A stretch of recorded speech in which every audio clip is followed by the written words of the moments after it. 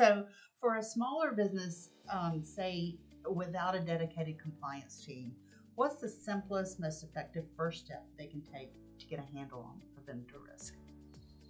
You know, I think it really starts at its most basic level. And that basic level is just taking the understanding that we as a company, have risk and we want to address our own risks.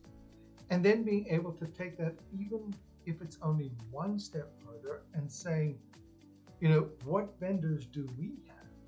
And we should start a conversation with that vendor to understand, how are they protecting our data? And to have an understanding in terms of where is our data, right? So for example, companies who are using AWS or using Azure, do they know where their data is? Is it inside the United States? Is it outside the United States? How are they backing up that data? Are they using yet another third party that I may not know who they are?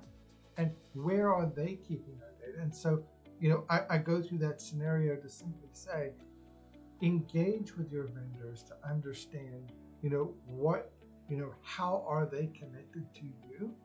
And how are your vendors connected in their ecosystem so that you can begin to understand, each of these links in that connected risk? Because, as much as you're spending a lot of time and effort and quite frankly money to protect your company, I think having that initial conversation with your vendors, at least to start to get that conversation going, how are we connected to you?